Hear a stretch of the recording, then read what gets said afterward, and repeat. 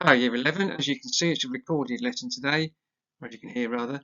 You're going to be planning and beginning a Jekyll and Hyde essay today. So you're going to need a pen, your exercise book, and your copy of Jekyll and Hyde. So go and get those, write the title in, and then go on to the next slide.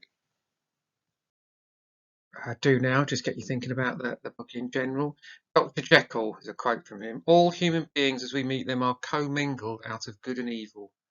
What do you think about that? Scribble down a response to that.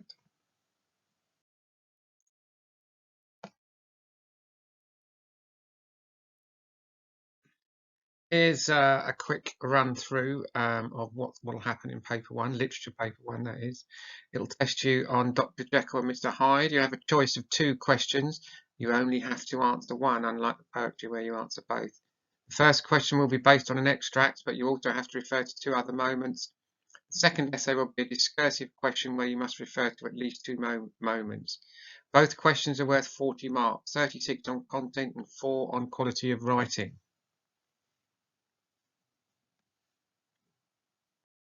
Now, in the exam, you get an extract and you get to write about the extract in some other place in the book. That's one of the questions. The other one is this, I use the term discursive piece. It's actually an essay where you just get, you know, a statement like this, and this is the one that we're going to be working on. The novel shows that no person can be completely good. How far do you agree with this view? Explore at least 2 moments from the novel to support your ideas. That's how the essay question looks. So write that into your books because that's what you're going to be responding to. When you've written that in, go on to the next slide. As ever, we highlight the command words, but you could be thinking about it at the same time. No person. Are you able to think of anyone in the novel who is completely good? Well, I mean, there is the maid who sees Mr. Carew get murdered, who doesn't actually do anything bad, but that doesn't mean she's completely good. She's not just not a particularly large character in the novel. So this, you know, they've got to be completely good.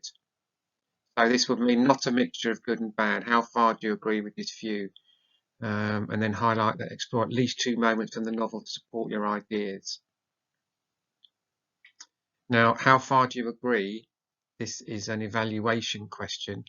So you know you partially agree with the with this. You very seldom, if rarely, in fact ever, say I completely disagree or I completely agree, because it doesn't give you anywhere to go. So if I would start this with I partially disagree, I partially agree with this comment. I'll go into a bit more detail in just a second. Now you've got to think of the key characters and what we know about them in terms of them being good or bad in the context of moments within the novel. So, you know, what about Lanyon, for example? He could be, you know, you could say something about him without, you know, in regard to the statement. So have a look through, look at the characters there, see if you can come up with some quotes that you could use in your essay. So you're thinking of the key characters and what we know about them in terms of them being good or bad. All right, so you know, put down some quotes for Dr. Lanyon being good, put down some quotes for Mr. Utterson being both good and bad, and do that for the next 10 minutes, then on to the next slide.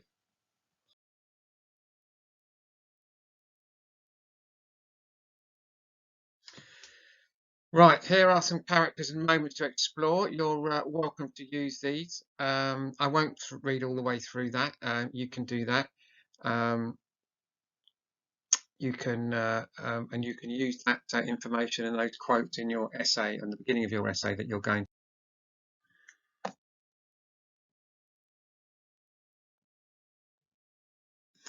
Right, we have to include context, at least 3 or 4 bits of context throughout the essay. I won't read all these out. These are the contexts that relate to the characters and moments that are on the previous slide. So you need to be succinct, i.e. you need to be brief and to the point with your context. So let's have a look at one of these. Utterson, context. Obsession over the need to preserve one's reputation of that and that of others prevents Utterson from exposing his friend sooner. So the reason Utterson doesn't expose his friend Dr. Jekyll and what he's doing sooner is because he's worried about his reputation, because if he loses his reputation as said before, he loses everything. So you need to be able to, write succinctly and to the point to put your context in. Okay, you said now make your mind map plan as we've done before. What is your overall argument? Make an outline plan. What is your focus in each paragraph? You can do all that in the mind map. What quotes will you use to support? This is the thing about the essay. You have to be able to remember quite a few quotes. What words will you analyse in each quote? And what contextual points will you make?